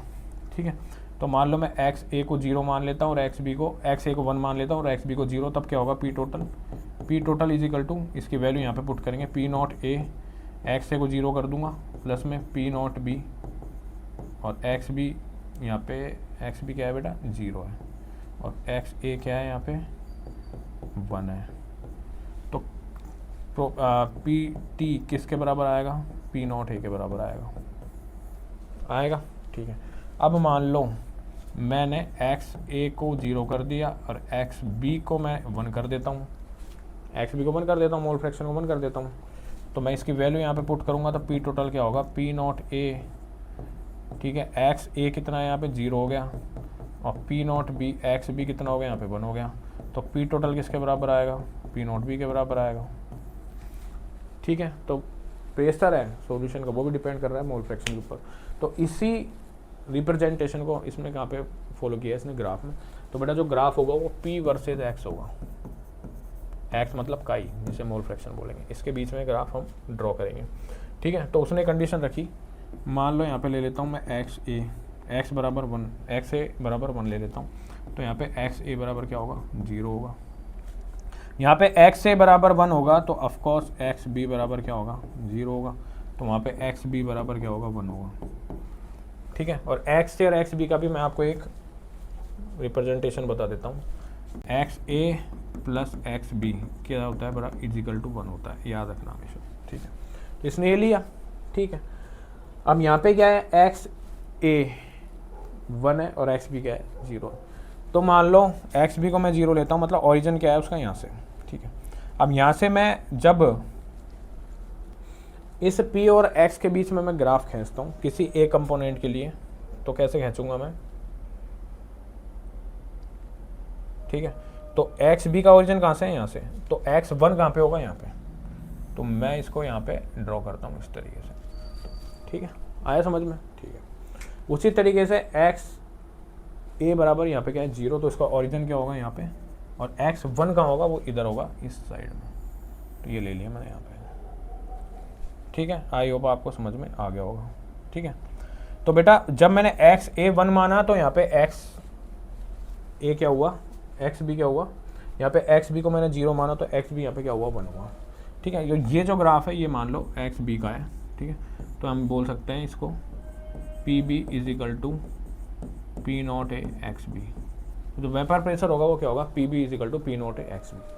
ठीक है, बट यहाँ पे एक्स ए 0 था, मतलब 0 मतलब यहाँ पे ओरिजिन था, यहाँ से इसकी शुरुआत होगी और इस जगह यहाँ पे आके खत्म होगी। तो इसके लिए हो जाएगा P A is equal to P not, बेटा बी आएगा, P not A X A. ठीक है, अब हम दोनों को इनको मिलाते हैं, दोनों को मैं मिलाता हूँ, इन लाइंस को दोनों को मैं मिलाता हूँ। तो ये क्या आता है हमारे पास, दोनों को बेटा मैं मिलाता हूँ तो मेरे पास ये क्या आता है, पी टोटल आता है, मतलब दोनों कंपोनेंट्स का टोटल प्रेशर। पी कंपोनेंट मतलब P A plus P B. ठीक है, अब एक्स बी यहाँ पे 0 था, यहाँ पे क्या था, एक्स बी 1 था, तो यहाँ पे पी नॉट बी बी लिख सकता हूँ मैं, और इधर लिख सकता हूँ मैं पी नॉट ए। तो ये था ग्राफ, ठीक है, जो बनाया गया था प्रेशर और काई जो था मोल फ्रैक्शन के बीच में। ठीक है, और डाल्टन कहाँ पे रूल फॉलो होता है, ओनली गैस या गैस वेपर फेज पर। लिक्विड कहाँ पे फॉलो होता है, राउल्ट लॉ यहाँ पे फॉलो होता है। और लिक्विड गैस कौन सा रूल फॉलो करेंगे हम, हेनरी लॉ। ठीक है, तो आई होप आपको एक ग्राफ अच्छे से समझ में आ गया होगा। तो इस टाइप से क्या करेंगे, इस ग्राफ को हम फॉर्म करते हैं। ठीक है स्टूडेंट्स, फिर हम नेक्स्ट देखते हैं। तो नेक्स्ट पूछ रहा है फॉर वेपर फेज। तो बेटा वेपर फेज में क्या करेंगे, डाल्टन लॉ को लेके आएंगे अकॉर्डिंग टू, क्योंकि वेपर फेज की बात हो रही है। तो according to Dalton law, according to Dalton law, Dalton ने क्या बताया था, P T is equal to P A plus P B बताया था उसने, इसको ऑल खोल के लिख देते हैं। तो ये क्या हो सकता है, ये हो सकता है P not A X A plus P not B X B, हो सकता है, ठीक है। बट वेपर और गैसेस फेज में उसने कुछ ना कुछ एक डिफरेंस क्रिएट करके मुझे बताया, ठीक है। वो क्या था अभी बताता हूँ मैं, ठीक है। इसको मैं और खोल लेता हूँ। तो पी नॉट ए एक्स को मैं क्या लिख सकता हूँ, एक्स को जब हम निकालेंगे तो हमें पता है एक्स को कैसे निकालेंगे। तो एक्स के लिए हम एक्स को तो हम लेंगे ऊपर और बाकी लेंगे x A plus x B. उसी तरीके से पी नॉट बी भी क्या होगा, x B plus x A, ठीक है। ये क्या होगा बेटा, पूरा पी टोटल हो चुका है, ठीक है, वेपर प्रेशर, ठीक है। आई होप आपको ये समझ में आ गया होगा, ठीक है। अब क्या करेंगे बेटा, उसने बोला वेपर जो होगी, पहले हम लिक्विड में बात कर रहे थे, ठीक है। अब वेपर कंडीशन में डाल्टन आएगा, तो डाल्टन इस जो मोल फ्रैक्शन है इसको किसके अंदर रिप्रेजेंट करेगा, वो मोल फ्रैक्शन जो रिप्रेजेंट करेगा वो वाई ए से रिप्रेजेंट करेगा। तो वाई ए से हम इस तरीके से इसको लिख सकते हैं। तो P total is equal to P not A Y A plus में P not B Y B. Y A भी कुछ भी नहीं है, वेपर फेज में हम वाई ए यूज़ करेंगे बस, वेपर गैसेस फेज में। और जो लिक्विड फेज है फिर इसके अलावा जो फेज होंगे उसमें एक्स यूज़ करेंगे, ठीक है। और इसका भी जो फॉर्मूला होगा वो भी यही होगा, एक्स ए, या फिर मैं इसको वाई ए भी ले सकता हूँ, Y A upon Y A plus Y B, ठीक है। और पी नॉट बी इसका हम ले सकता हूँ Y B upon Y B plus Y A, ठीक है। तो ये डाल्टन लॉ है किसके लिए, वेपर और गैस फेज के लिए, ठीक है। तो बस इसमें इतना सा डिफरेंस था, बाकी ऐसा कुछ भी नहीं है इसके अंदर, ठीक है। आई होप आपके समझ में आ गया होगा, ठीक है। अब एनसीईआरटी पॉइंट देखते हैं, एनसीईआरटी पॉइंट क्या कह रहा है।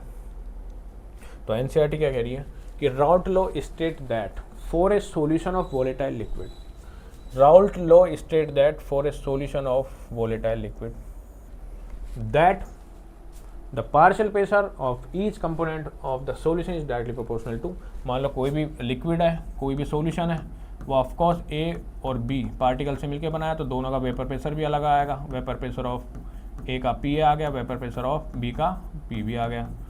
अब ये किसके डायरेक्टली प्रोपोर्शनल होंगे, इनके मोल फ्रैक्शन के। तो यही इसने बोला, एनसीईआरटी भी यही बोल रही है, ठीक है। The state law of that solution of volatile solution या फिर partial pressure of each component of the solution directly proportional to mole fraction of this solution, ठीक है। सेकंड कह रहा है Raoult law is the general form of can be stated that for any situation the partial pressure of the each volatile component in the solution directly proportional to mole fraction, that's it. ये भी वही बोला गया according to Dalton law. The partial pressure according to Dalton law, Dalton क्या कह रहा है, partial pressure the total pressure over the solution phase in the container will B the sum of partial pressure of the component. तो बेटा इसने बोला है total pressure, वो क्या होगा, total pressure over the solution phase in the container will be sum of the partial pressure of the component, जो हम पीछे पढ़ चुके हैं डाल्टन क्या कह रहा है, ठीक है। तो एनसीईआरटी भी same as it is line बोल रही है जो हम पढ़ के आए हैं, ठीक है स्टूडेंट्स। अब हम बढ़ते हैं नेक्स्ट, तो लिमिटेशंस देखते हैं। लिमिटेशन क्या थी राउट लॉ की, तो इसकी लिमिटेशंस क्या थी। तो लिमिटेशन में बहुत इंपॉर्टेंट पॉइंट होता है, लिमिटेशन से क्वेश्चन जरूर से जरूर आएगा, क्योंकि राउट लॉ हर कोई जानता है बट उसकी लिमिटेशन हर कोई नहीं जानता, ठीक है। तो इसकी लिमिटेशन है, it is the applicable for the very dilute solution only. Very dilute क्यों है, क्योंकि मान लो मैं एक सॉल्यूशन बनाता हूँ, ए और बी कंपोनेंट से मिला के इसका मोल फ्रैक्शन ए है और इसका मोल फ्रैक्शन बी है, ठीक है। मान लो वेरी डाइल्यूट मतलब मैंने इसमें सॉल्वेंट तो मिक्स किया ही है, क्योंकि सॉल्यूशन मिलके बना रहे हैं, तो किसके मिलके बनेगा सॉल्यूशन, सॉल्यूट प्लस सॉल्वेंट के। अब मान लो वेरी डाइल्यूट का मतलब है कि मैंने कंसनट्रेटेड ले लेता हूँ मैं सॉल्यूशन, तो उसमें ज़्यादा क्या होगा, सोल्यूट पार्टिकल ज़्यादा होगा, और सोल्यूट पार्टिकल का कभी वेपर प्रेशर नहीं आता है, उसका वेपर बनता ही नहीं है। इसलिए ये जो लॉ फॉलो होगा वो किसके लिए होगा, it is applicable for a very dilute solution, very dilute, जिससे वो वेपर बन सके, वेपर प्रेशर क्रिएट हो सके, ठीक है। It is applicable for the solution content solutes which neither associated और नॉन डिसोसिएटेड, ठीक है। और ऐसे वेपर प्रेशर एप्लीकेबल या राउट लॉ एप्लीकेबल वहाँ होगा जहाँ पे दोनों एसोसिएट या फिर दोनों नॉन रिएक्टिव होने चाहिए, सोल्यूट और सॉल्वेंट। दोनों आपस में केमिकल रिएक्शन करेंगे तो फिर कोई मतलब ही नहीं है, दोनों नॉन रिएक्टिव होने बहुत ज़रूरी हैं, ठीक है। It is applicable for the ideal solution only. कौन? आइडियल सॉल्यूशन, इसको हम आगे बढ़ने वाला है। आइडियल सॉल्यूशन क्या होता है? This is the applicable for ideal solution only, solution in which solute and solvent do not have interaction, कोई भी इंटरेक्शन नहीं होना चाहिए। आइडियल सॉल्यूशन के लिए ये एप्लीकेबल है, ठीक है। और इनके बीच में, सोल्यूट और सॉल्वेंट के बीच में कोई भी तरीके का कोई इंटरेक्शन नहीं होना चाहिए। और it is applicable for only very dilute solution, very dilute solution. तो ये क्या है बेटा? लिमिटेशंस था राउल्ट लॉ की। तो हेलो बच्चों, अब पढ़ने वाले हैं हम टाइप्स ऑफ सॉल्यूशन के बारे में। तो बेटा जनरली जो सॉल्यूशन होता है वो 2 टाइप्स के हैं, आइडियल सॉल्यूशन और नॉन आइडियल सॉल्यूशन, ठीक है। नाम से ही पता चल रहा है आइडियल सॉल्यूशन और नॉन आइडियल सॉल्यूशन। अब हम देखते हैं क्या होता है। तो आइडियल सॉल्यूशन ऐसे सॉल्यूशन जो ओवर द रेंज या पूरा एंटायर ऑफ द रेंज किसको फॉलो करेंगे? राउल्ट लॉ को फॉलो करते हैं। बहुत समझदार प्राणी होते हैं, बहुत ही समझदार, राउल्ट की बात मानते हैं। बट जो नॉन आइडियल सॉल्यूशन होता है वो राउल्ट की बात मानता ही नहीं है, ठीक है। The solution which is obey the Raoult law over the entire range of the composition, उसे हम क्या बोलते हैं? आइडियल सॉल्यूशन बोलते हैं। बट नॉन आइडियल सॉल्यूशन क्या होगा? वो बात नहीं मानता राउल्ट की, वो बोलेगा the solution which is obey the Raoult law, obey the Raoult law, do not obey the Raoult law over the entire range of the composition, उसे हम बोलते हैं नॉन आइडियल सॉल्यूशन। तो इसको मैं क्या लिख सकता हूं? द सॉल्यूशन, इसको हम लिख सकते हैं the solution which is obeys Raoult law, Raoult's law, Raoult's law over the entire range of composition, उसे हम क्या बोलते हैं? आइडियल सॉल्यूशन बोलते हैं। बट नॉन आइडियल की मैं बात करूंगा तो नॉन आइडियल क्या बोलेगा? The solution which is do not obey Raoult law over the entire range of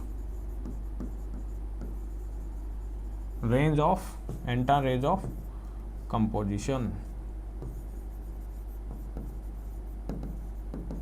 over the entire range of composition मतलब शुरू से लेके अंत तक वो राउल्ट की बात मानता ही है। ऐसे लोग होते हैं ना कि जो भाई शुरू में तो बात मान लेते हैं, बाद में किसी की बात मानते नहीं है। बट जो आइडियल सॉल्यूशन होगा वो सबकी बात मानता है, पूरा एंटायर रेंज ऑफ कंपोजिशन, शुरू में मान रहा है तो लास्ट तक मानेगा, ठीक है। बट नॉन आइडियल सॉल्यूशन है और राउल्ट की बात नहीं मानता है, do not obey, do not follow Raoult law, उसे हम क्या बोलते हैं? आइडियल सॉल्यूशन बोलते हैं। उसे हम क्या बोलते हैं बेटा? आइडियल सॉल्यूशन बोलता है, ठीक है। तो आइडियल सॉल्यूशन राउल्ट क्या बोलता है? राउल्ट ये बोलता है कि पी ए, जो पेपर प्रेशर था ए का, वो किसके बराबर था? P not A X A, ठीक है। मतलब पी ए किसके बराबर होगा? आइडियल सॉल्यूशन के लिए पी नॉट ए एक्स ए के बराबर। उसी तरीके से पी बी किसके बराबर होगा? P not B X B के बराबर, ठीक है स्टूडेंट्स। आई होप आपको ये समझ में आ गया होगा, ठीक है। इसे हम क्या बोलते हैं? ये है आइडियल सॉल्यूशन की कंडीशन। बट नॉन आइडियल की मैं बात करता हूँ तो नॉन आइडियल क्या होता है? पी नॉट या P A is not is equal to P not A X A, क्योंकि बात ही नहीं मानेगा तो पी वो कहेगा कि मैं इसके बराबर क्यों रहूँ, नहीं रहूँगा मैं। पी बी कह रहा है P B is not is equal to P not B X B, तो ये नॉन आइडियल की कंडीशन है, ठीक है। आइडियल में एक कंडीशन और है, आइडियल कहता है कि जो एंथैल्पी चेंज हो रही है, एनर्जी का जो ट्रांसफर हो रहा है वो क्या होगा? जीरो होगा। ना तो एनर्जी मैं लूंगा ना मैं दूंगा, आइडियल बंदे ये कहते हैं। Delta H is equal to delta H mix is equal to zero. उसी तरीके से यहाँ पे जो वॉल्यूम का जो चेंज हो रहा है, वॉल्यूम मिक्स डेल्टा वी, वो भी क्या होगा? जीरो होगा। मतलब आइडियल जो सॉल्यूशन होंगे, मैं उसमें 1 लीटर लेता हूँ, एक लीटर का मैं 1 लीटर लिया, फिर मैंने एक और कंपोनेंट लिया 1 लीटर का, तो ये क्या बनाएगा? 2 लीटर का सॉल्यूशन मुझे बना के देगा। बट नॉन आइडियल क्या कहता है कि एंथैल्पी का जो चेंज है मिक्स, वो कुछ भी हो सकता है, वो या तो ले सकता है एनर्जी या फिर दे सकता है। Delta H is not equal to zero. उसी तरीके से डेल्टा जो वी होगा मिक्स, वो भी क्या होगा? It not equal to zero होगा आइडियल के लिए, ठीक है। Volume delta V mix is not equal to zero. मान लो मैंने 1 लीटर प्लस 1 लीटर मिला के मैंने एक सोल्यूशन बनाया, तो बेटा नॉन आइडियल कंडीशन में एक एक मतलब 2 लीटर का नहीं बनेगा, या तो वो ज़्यादा का बनेगा या फिर वो कम का बनेगा। बट आइडियल कंडीशन में मैंने 1 लीटर सोल्यूशन लिया, एक कंपोनेंट मैंने 1 लीटर लिया, दूसरा कंपोनेंट मिला 1 लीटर, तो मुझे जो सोल्यूशन मिलके बनेगा या उसका वॉल्यूम मिलेगा वो 2 लीटर ही मिलेगा। बट नॉन वोलेटाइल में 2 लीटर से कम मिल सकता है, ज़्यादा मिल सकता है, कोई पता नहीं है। तो आई होप आपको अच्छे से समझ में आ गया होगा आइडियल क्या होता है, नॉन आइडियल क्या होता है। तो आइडियल सॉल्यूशन क्या होते हैं? ऐसे सॉल्यूशन जो राउल्ट के लॉ को फॉलो करते हैं, ओबे करते हैं with entire range of the composition, उसे हम बोलते हैं ideal solution. But non ideal solution क्या होता है? ऐसे सॉल्यूशन जो डू नॉट ओबे या do not follow Raoult law को फॉलो नहीं करते हैं over the entire range of the composition, उसे हम बोलते हैं नॉन आइडियल कंडीशन या नॉन आइडियल सॉल्यूशन। ठीक है स्टूडेंट्स, तो ये 2 टाइप्स के जो सॉल्यूशन है इस चैप्टर में हम पढ़ने वाला है, बहुत ही इंटरेस्टिंग और बहुत इंपॉर्टेंट है। ठीक है, नेक्स्ट क्वेश्चन नेक्स्ट पूछ रहा है, तो बेटा अब हम ग्राफ बना के देखेंगे, वो ग्राफ भी बनेगा वेपर प्रेशर और फ्रैक्शन के बीच में। ठीक है, तो आइडियल सॉल्यूशन का ग्राफ क्या होगा? ये हो गया पी प्रेशर यहाँ पे और ये होगा मोल फ्रैक्शन, उसी तरीके से प्री प्रेशर यहाँ पे और काई का यहाँ पे। ठीक है, तो आइडियल कंडीशन में कैसे ग्राफ बनेगा? आइडियल कंडीशन ग्राफ सबसे बेसिक ग्राफ होता है और वो ये होता है जैसे हमने राउल्ट के लिए बनाया था वैसा ही ग्राफ यहाँ पे बनेगा। यहाँ से स्टार्ट होगा और यहाँ पे जाके ख़त्म होगा, दूसरा स्टार्ट होगा यहाँ पे जाके ख़त्म होगा। अब आप सोच रहे होंगे सर ये छोटे बड़े ग्राफ कैसे बना रहे हो आप, इसको तो तुमने ज़्यादा बड़ा कर दिया, इसको यहाँ पे छोटा कर दिया। तो बेटा कोई ज़रूरत नहीं है, मैंने 2 कंपोनेंट से मिलकर सॉल्यूशन को बनाया, एक कंपोनेंट का क्या पता वेपर प्रेशर ज़्यादा हो एक का कम हो, तो आप कैसे बना सकते हो समझने के लिए है। ठीक है, तो और यहाँ पे क्या आता है बेटा, यहाँ पे मैं एक्स ए को 1 ले लेता हूँ तो एक्स बी यहाँ पे आएगा 0।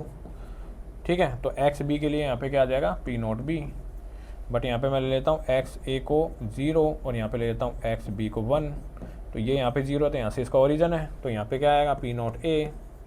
ठीक है, और इसका क्या होगा पी टोटल पी ए बराबर क्या होगा पी नॉट ए एक्स ए होगा, और इधर इस ग्राफ का क्या होगा पी बी, सॉरी ये होगा बेटा पी बी का होगा, और ये होगा P A is equal to P not A X ए।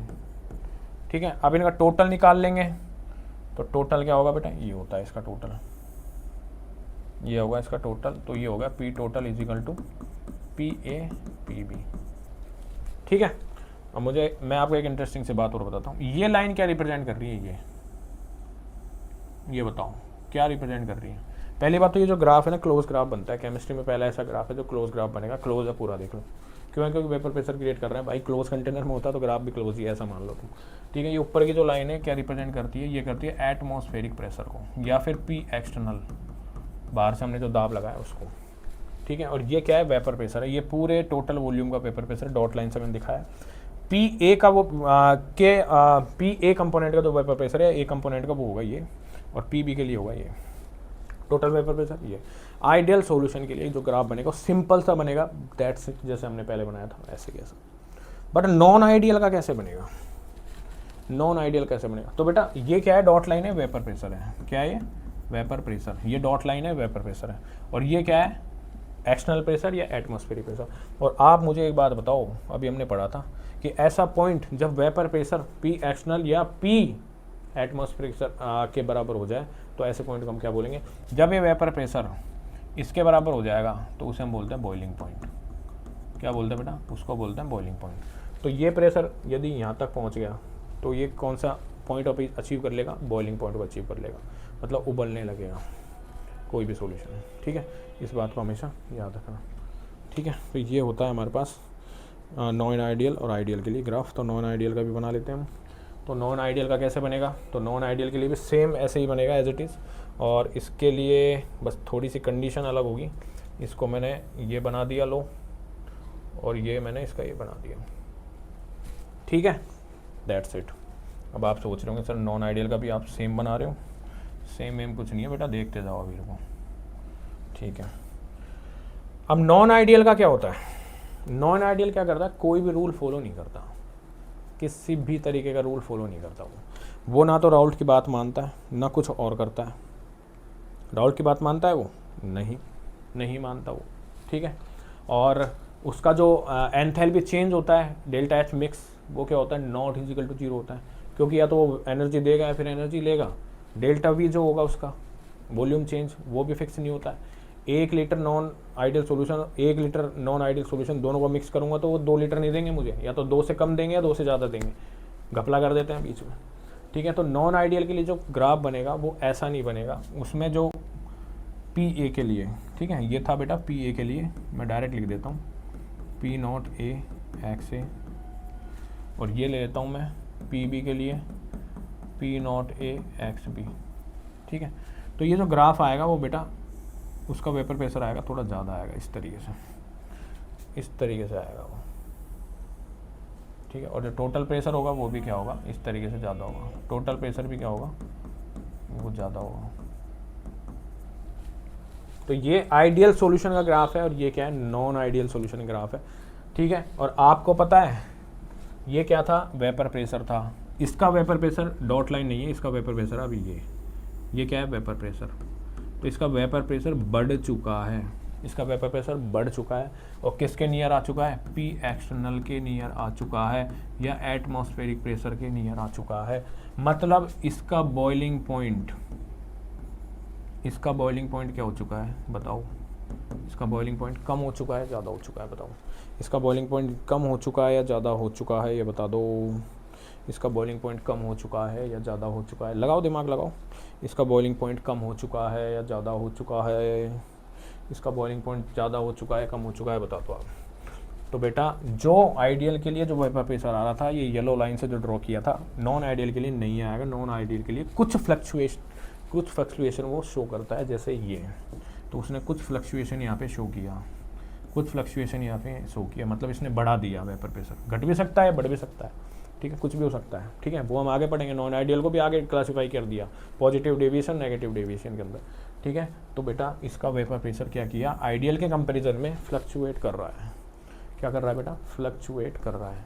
तो नॉन आइडियल का ग्राफ ऐसा हो सकता है, आगे जाके इसको हम क्लासीफाई करेंगे पॉजिटिव और नेगेटिव में, तो आप और अच्छे से समझ जाओगे। तो आइडियल नॉन आइडियल की बात करेंगे तो आप पहचान सकते हो, आइडियल में किसी तरह का कोई फ्लक्चुएशन नहीं है, कोई फर्क नहीं पड़ रहा। ये ऐसे आइडियल सोल्यूशनों में एग्जांपल देता हूँ, आप क्लास में कोई एक सुंदर सा पर्सन की एडमिशन होता है, मान लो तुम क्लास में पढ़ रहे हो और एक गजब सा इंसान तुम्हारे क्लास में एडमिशन लेता है नया, और वो आता है एंटर करता है, ठीक है।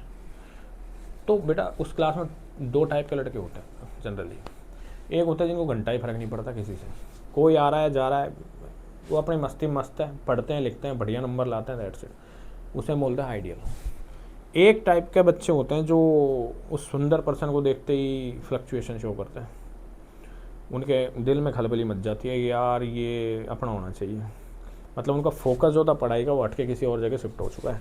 तो वैसे ही नॉन आइडियल होते हैं। पहली बात तो किसी की बात ही नहीं मानते, टीचर बोलता है भाई पढ़ ले, इन चीज़ों में कुछ नहीं रहेगा, नहीं मैं नहीं मानूंगा, वैसे राउट की बात नहीं मानते। बट आइडियल क्या होता है, टीचर ने बोला कि आज 5 क्वेश्चन करके आना है, 10 MCQ करके आना है, फिर जो भी करके आना है, इस चैप्टर कंप्लीट करके आना, हाँ सर करके आएंगे।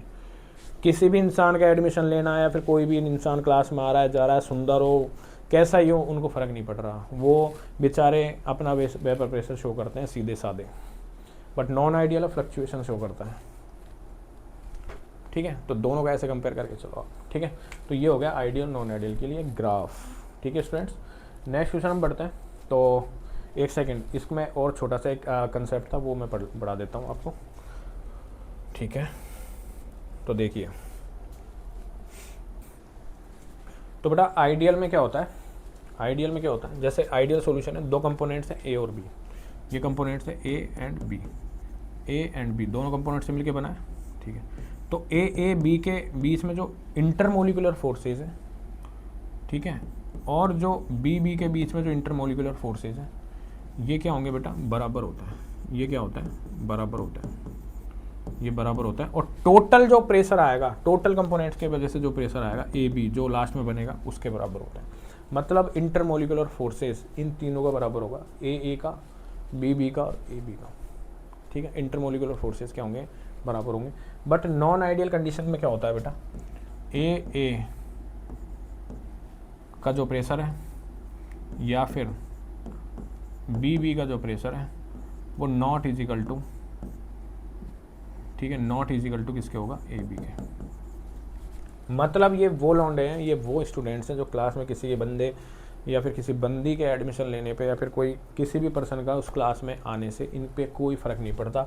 इनका इंटरमोलिकुलर फोर्सेस आपस में सबके लिए बराबर होता है, चाहे वो कोई भी हो। बट ये जो बंदे होते हैं किसी भी इंसान को आने पर फ्लक्चुएशन दिखाते हैं, वेपर प्रेशर में ऊपर नीचे कर देते हैं सिस्टम को, प्लस में ए और B not is equal to B, मतलब इंटरमोलिकुलर फोर्सेज होंगे, वो क्या होंगे बेटा, किसी के साथ ज़्यादा होंगे और किसी के साथ क्या होंगे, कम होंगे। इसका कंसेप्ट ये होता है, ठीक है।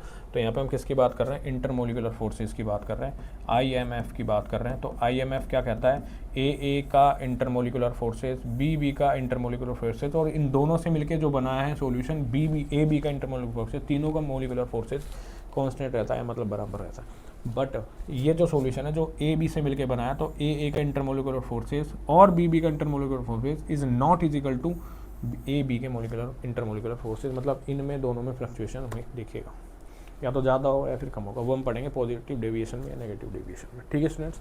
तो ये क्या कहता है, ये हमको नॉन आइडियल और आइडियल सॉल्यूशन के बारे में बताता है, ठीक है। अब हम पढ़ते हैं बेटा एग्जाम्पल, आइडियल सॉल्यूशन का एग्जाम्पल। तो आइडियल सॉल्यूशन के एग्जाम्पल की बात करते हैं। तो आइडियल सॉल्यूशन क्या है, ऐसे कोई भी सॉल्यूशन इसमें कोई इंटरेक्शन हो ही नहीं रहा है आपस में, मतलब मैंने बताया ना, ऐसे बंदे जिन स्टड लौंडे जिसे हम बोलते हैं, स्टड जो मतलब इंसान होता है जिसका किसी के आने जाने से कोई फ़र्क नहीं पड़ता, अपने लाइफ में चिल्ला हुआ, ठीक है। तो आइडियल की हम बात करते हैं, तो बेटा एन हेक्सेन और एन हेप्टेन क्या हो गया, इसमें कार्बन 6 है, इसमें कार्बन 7 है, मतलब है तो एक ही फैमिली के मेंबर, इन दोनों में कुछ ऐसा है कि जो इनके बीच में कुछ अट्रैक्शन कर सके, नहीं, ये अपने मस्ती मस्त है, किसी तरह का कोई अट्रैक्शन नहीं है, ठीक है। और उसी तरीके से एन हेक्सेन 6 कार्बन, ये हेप्टेन, कोई इसी तरह कोई इंटरेक्शन ही नहीं है, ठीक है, सेम ही है ये भी, ठीक है। बट यहाँ पे हम बात करते हैं क्लोरोबेंजीन, तो ये क्लोरोबेंजीन मैं बना देता हूँ, और ये ब्रोमोबेंजीन, ये इन दोनों को मैं मिलाता हूँ, मतलब इन दोनों को मिला के मैंने सॉल्यूशन बनाया, ठीक है, आइडियल नॉन आइडियल। तो हमें पता कैसे चलेगा, क्योंकि ए को मैंने मिलाया और बी को मिलाया, तो किसी तरह का कोई इंटरेक्शन शो करेंगे नहीं, ये अपने आप में इंटरमोलिकुलर फोर्सेस शो कर रहा है, ये अपने आप में आप खुद का कर रहा है, इनको कोई मतलब ही नहीं है आपस में। जैसे CCl4 है, SiCl4 है, नॉन पोलर सॉल्वेंट है, ये भी नॉन पोलर सॉल्वेंट है, इन दोनों से मिलकर मैं सॉल्यूशन बनाऊंगा तो आइडियली बनेगा, क्योंकि इनको मतलब ही नहीं है किसी चीज़ से। तो ऐसा कोई एग्जांपल आए जिस पे को मिलाने पर किसी तरह की कोई रिएक्शन नहीं हो रही है, कोई इंटरेक्शन नहीं हो रहा है, तो आपको साफ समझ लेना वो आइडियल सॉल्यूशन है। उसी तरीके से बेंजीन है और ये टॉलुइन है, किसी तरह का इंटरेक्शन दिख रहा है दोनों को मिला के, नहीं, अपनी मस्ती मस्त है। तो this is the example of the ideal solution, ठीक है, याद रखना, ठीक है। अब नॉन आइडियल की बात करते हैं, नॉन आइडियल क्या कहता है, नॉन आइडियल क्या कहता है। तो नॉन आइडियल को हमने इसको दो पार्ट्स के अंदर क्लासीफाई किया है, एक है positive deviation of the route law और नेगेटिव डेविएशन राउट लॉ। तो आपको पता है कि नॉन आइडियल सॉल्यूशन क्या होता है, ऐसे सॉल्यूशन जो राउट लॉ को फॉलो नहीं करते हैं, तो इसको भी हमने आगे क्लासीफाई कर दिया, पॉजिटिव डेविएशन और नेगेटिव डेविएशन, ठीक है। तो पॉजिटिव डेविएशन में क्या होता है कि डेल्टा एच जो एंथैल्पी जो चेंज होगा, एनर्जी का चेंज होगा, वो ग्रेटर देन 0 होगा, मतलब एंडोथर्मिक रिएक्शन होगी। डेल्टा एच क्या होगा, पॉजिटिव होगा। डेल्टा एच क्या होता है, पॉजिटिव होता है। इनका डेल्टा एच क्या होता है, पॉजिटिव होता है, ठीक है। पॉजिटिव से याद रखो आप, तो पॉजिटिव से याद रखो, एनर्जी पॉजिटिव आएगी और वॉल्यूम भी पॉजिटिव, वॉल्यूम भी 0 से ज़्यादा है, मतलब डेल्टा वी मिक्स जो था वो भी क्या होगा, पॉजिटिव होगा, ठीक है। तो इसे हम बोलते हैं positive deviation of the route law. Negative deviation of the route law क्या होता है, नेगेटिव मतलब 0 से कम, मतलब डेल्टा एच क्या होगा, नेगेटिव होगा, मतलब वो कौन सी रिएक्शन होगी, एक्सोथर्मिक रिएक्शन होगी, एनर्जी एब्जॉर्ब होगी। यहाँ पे डेल्टा एच पॉजिटिव है, ये क्या हो रही है, एनर्जी यहाँ पे एब्जॉर्ब होगी बेटा, वहाँ पे क्या होगी, रिलीज होगी, ध्यान रखो, ठीक है। और डेल्टा वी मिक्स, ये भी क्या है, 0 से कम है, तो ये भी क्या होगा, डेल्टा वी मिक्स नेगेटिव। तो 2 टाइप्स के क्या है क्लासीफाई किए थे हमने नॉन आइडियल सॉल्यूशन को, एक है पॉजिटिव डेविएशन, एक है नेगेटिव डेविएशन। डेविएशन कैसे शो करता है अभी बताते हैं हम आगे, ठीक है। तो बेटा positive deviation delta H positive होगा, डेल्टा वी भी पॉजिटिव होगा, नेगेटिव में डेल्टा एच भी नेगेटिव होगा, डेल्टा वी भी नेगेटिव होगा, बस आप इतना सा याद रखो, ठीक है। आई होप आपको समझ में आ गया होगा, ठीक है। अब पॉजिटिव डेविएशन में क्या बोलता है, जो पी ए होता है वो ऑलवेज ग्रेटर देन होता है पी ए और एक्स ए के। उसी तरीके से पी बी जो होता है वो ऑलवेज ग्रेटर देन होता है पी ए पी बी और एक्स बी के, ऑलवेज क्या होता है, ग्रेटर देन होता है, ठीक है स्टूडेंट्स। और जो बाद की जो हम बात करते हैं, ठीक है, ऑलवेज ग्रेटर देन ये होता है, ठीक है। और फिर हम बाद की कंडीशन की बात करते हैं, तो पी पी टोटल मान लो, दोनों का हम पी टोटल करेंगे तो पी टोटल भी क्या होगा बेटा, ज़्यादा होगा, बट नेगेटिव में क्या होगा बेटा, नेगेटिव में होगा P A is not is less than, P A is less than P not A X B, और इसमें क्या हो जाएगा, P B is less than P not B X B. ठीक है, अब दोनों का पी टोटल भी निकाल लेते हैं, तो पी टोटल क्या होगा, P A plus P B के पी बी से ज़्यादा होगा, और इसमें जो पी टोटल होगा वो P A plus P B से कम होगा। ठीक है, आई होप आपको ये समझ में आ गया होगा। ठीक है, आई होप आपको ये समझ में आ गया होगा। ठीक है स्टूडेंट्स, ठीक है, तो मैं इसको ऐसे भी लिख सकता हूँ, P total P not A X A plus P not B X B, और इसको मैं ये भी लिख सकता हूँ, P T is equal to वो इज इक्वल टू क्या, less than P not A X A plus P not B X B. तो दोनों में क्या डिफरेंस नज़र आ रहा है, पॉजिटिव डेविएशन में जो डेल्टा एच होगा वो पॉजिटिव होगा, डेल्टा बी भी पॉजिटिव होगा। ठीक है, और जो प्रेशर था कंपोनेंट ए का वो ज़्यादा होगा इसके पी नॉट ए और एक्स ए के कंपेरिजन में। ठीक है, उसी तरीके से पी बी का भी प्रेशर होगा वो ज़्यादा होगा comparison to P not B X B के।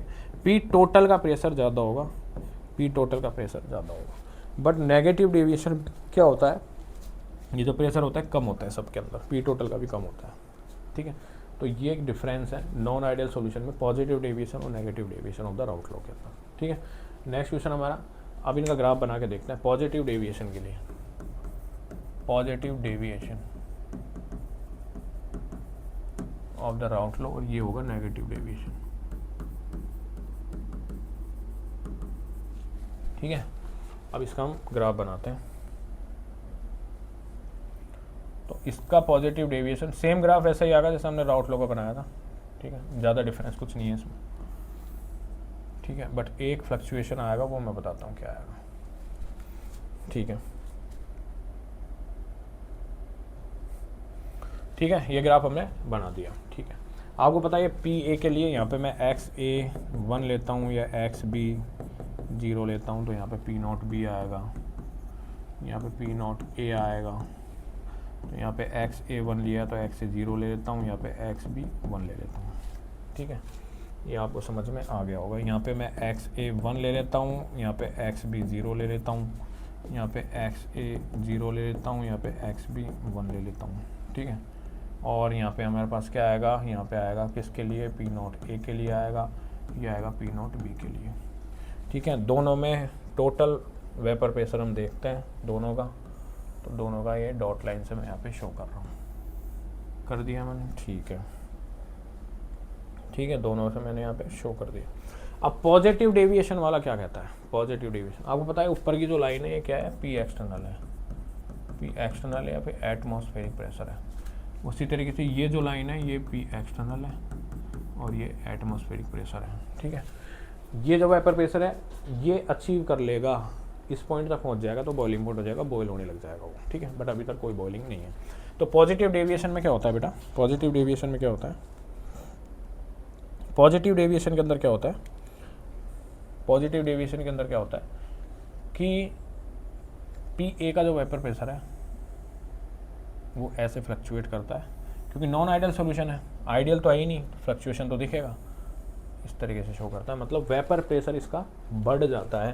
पहले वेपर प्रेशर क्या था ये, अब वेपर प्रेशर क्या हो गया ये, वेपर प्रेशर क्या किया इसका, इंक्रीज किया है, वेपर प्रेशर ने क्या किया इसका, इंक्रीज किया है। तो वेपर प्रेशर क्या हुआ इसका, इंक्रीज हुआ, तो बॉइलिंग पॉइंट क्या हुआ इसका, कम हुआ, इसका क्या हुआ, बॉइलिंग पॉइंट कम हुआ। ठीक है, अब इसमें मैं बात करता हूँ सेकंड कंडीशन में, तो इसके अंदर नेगेटिव डेविएशन में क्या होता है, ये जो फ्लक्चुएट करता है ये नेगेटिवली तरीके से करता है, इस तरीके से नीचे वेपर प्रेशर क्या होता है इसका कम हो जाता है। पहले वेपर प्रेशर था ये, अब वेपर प्रेशर हो गया ये, मतलब वेपर प्रेशर कम हुआ, मतलब इसका वेपर प्रेशर क्या हुआ, कम हुआ, तो बॉइलिंग पॉइंट क्या हो गया इसका, ज़्यादा हो गया। ठीक है, तो इस कंडीशन में पॉजिटिव वाली कंडीशन में मैं बात करता हूँ, पॉजिटिव वाली कंडीशन में बात करता हूँ, तो बेटा इस पॉजिटिव डेविएशन में क्या होता है, बॉइलिंग पॉइंट क्या हुआ, बॉइलिंग पॉइंट क्या हुआ, डिक्रीज होता है। तो बॉइलिंग पॉइंट डिक्रीज होता है तो इसका वेपर प्रेशर क्या होता है, बढ़ जाता है। ये है पॉजिटिव डेविएशन की कहानी। बट नेगेटिव डेविएशन में क्या होता है, बॉइलिंग पॉइंट क्या हो जाता है बेटा, बॉइलिंग पॉइंट हो जाता है बच्चों कम, तो वेपर प्रेशर क्या हो जाता है, इसका वेपर प्रेशर घट जाता है, सॉरी इसका बॉइलिंग पॉइंट बढ़ जाता है और इसका वेपर प्रेशर क्या हो जाता है, कम हो जाता है। तो पॉजिटिव डेविएशन और नेगेटिव डेविएशन में यही डिफरेंस है, पॉजिटिव डेविएशन और नेगेटिव डेविएशन में यही डिफरेंस है, ठीक है। इसमें होता है बॉइलिंग पॉइंट डिक्रीज तो वेपर प्रेशर क्या होता है, इंक्रीज होता है, और उसके अंदर क्या होता है, वेपर प्रेशर डिक्रीज होता है तो बॉइलिंग पॉइंट क्या हो जाता है, उसका ज़्यादा हो जाता है। क्या हो जाता है बेटा, ज़्यादा हो जाता है, ज़्यादा हो जाता है। तो ओवरऑल मैं क्या कह सकता हूँ, ओवरऑल मैं ये कह सकता हूँ, ओवरऑल मैं ये कह सकता हूँ कि जो ये सॉल्यूशन है नॉन आइडल, ये ए कंपोनेंट से मिलके बना है, ठीक है, प्लस में बी कंपोनेंट से मिलके बना है, ठीक है, ए कंपोनेंट से मिलके बना है और बी कंपोनेंट से मिलके बना है, दोनों कंपोनेंट से मिलके बना है, दोनों सॉल्यूशन, ठीक है। तो इसको हम ये बोल सकते हैं 2AB, तो ये इसने क्या बनाया, सॉल्यूशन बनाया, जो किसका बनाया, 2AB का बनाया, ठीक है। तो जो वेपर प्रेशर होगा, जो वेपर प्रेशर होगा ए कंपोनेंट का या बी कंपोनेंट का, तो जो वेपर प्रेशर होगा ए का या फिर बी का या फिर बी कंपोनेंट का, वो क्या होगा बेटा, वो ज़्यादा होगा या फिर लेस देन होगा, वो लेस देन किसके होगा, इसके पूरे सॉल्यूशन के ए बी का वेपर प्रेशर के, ठीक है। बट मैं बात करूँगा किसके अंदर, नेगेटिव डेविएशन के अंदर। तो जो ए कंपोनेंट्स हैं और जो बी कंपोनेंट्स हैं, इनने मिलके क्या बनाया, सॉल्यूशन बनाया 2AB का। तो बेटा जो ए या फिर जो बी होगा, इसका जो प्रेशर होगा वो लेस देन होगा किसके, पूरे सॉल्यूशन के, ठीक है। मतलब इन्हें बताऊँ क्या किया, आपको पता है नॉन आइडियल क्या होता है, जिसको किसी से फ़र्क नहीं पड़ता, कोई भी आ रहा है जा रहा है, लाइफ में कुछ भी हो रहा है, पढ़ाई करेंगे, मस्त रहेंगे, चिल रहेंगे, ठीक है, दैट्स इट। नॉन आइडियल क्या होगा, राउल्ट के नियम की एक तो बात नहीं मानते, ठीक है, फ्लक्चुएशन दिखाते हैं, delta H energy enthalpy change या तो ज़्यादा होगी या फिर कम होगी, वॉल्यूम भी ज़्यादा होगी कम होगी। मतलब एक लीटर का मैं सॉल्यूशन बनाता हूँ नॉन आइडियल में, तो मुझे 1 लीटर नहीं मिलेगा, वो सॉरी 2 लीटर नहीं मिलेगा, या 2 से ज़्यादा मिलेगा, कम मिलेगा, ठीक है। उसको मैंने क्लासीफाई कर दिया पॉजिटिव डेविएशन नेगेटिव डेविएशन में, ठीक है। तो उसमें ओवरऑल क्या होता है, इस तरीके का हमारे पास ग्राफ आएगा। तो बेटा जो पॉजिटिव डेविएशन जो शो करता है नॉन आइडियल सॉल्यूशन, वो ए से मिलके बना है और बी से मिलके बना है, तो ये क्या बनाता है, ओवरऑल सॉल्यूशन 2AB का बनाता है, ठीक है।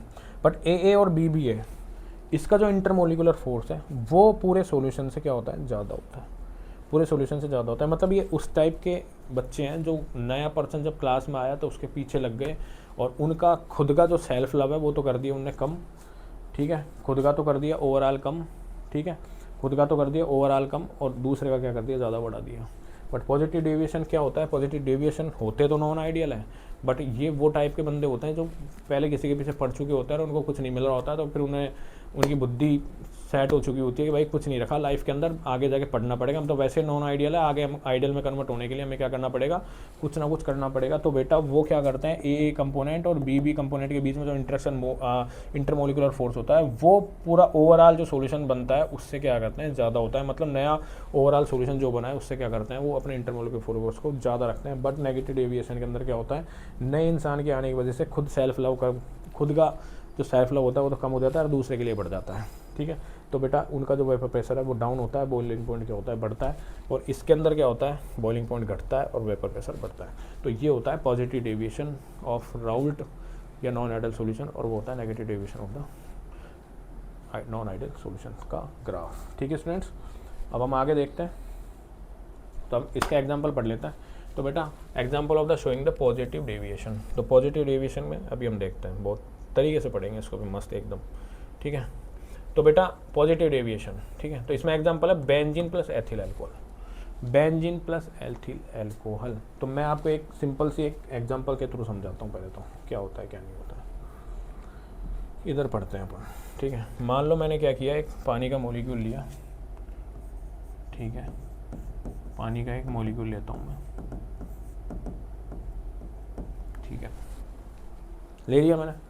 इनिशियली क्या करता है, 4 हाइड्रोजन बॉन्ड बनाता है, नेक्स्ट मॉलिक्यूल्स पानी के साथ क्या बनाता है, 4 हाइड्रोजन बॉन्ड बना, एक ये बनाएगा, एक ये बनाएगा। तो बच्चों जब पानी अकेला था 4 हाइड्रोजन बॉन्ड बनाता था, मतलब इतनी पावर थी। बट मैं क्या करता हूँ, इसको एसिड के साथ रिएक्ट करवाता हूँ। जैसे ही मैंने एसिड के साथ रिएक्ट करवाई तो ये क्या बनाता है बेटा, ये आयनिक कंपाउंड का फॉर्मेशन कर लेता है H+X- में, ठीक है।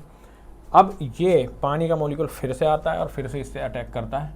तो ये अटैक करेगा इसके इलेक्ट्रॉन से, ये बनाएगा इसके साथ बॉन्ड और ये इसके साथ बनाएगा बॉन्ड, ठीक है। अब इसने कितने बॉन्ड बनाए, 2। कितने बॉन्ड बनाए, 2। और ये कौन से बॉन्ड बनाए, आयनिक, ठीक है। ये कौन से बॉन्ड बना रहा है, आयनिक। ये कौन से बॉन्ड बना रहा है, आयनिक बॉन्ड। ये बना रहा है आयनिक बॉन्ड और ये बना रहा है हाइड्रोजन बॉन्ड। यहाँ पे बना रहे थे 4 हाइड्रोजन बॉन्ड, यहाँ पे बना रहा है 2 आयनिक बॉन्ड, ठीक है।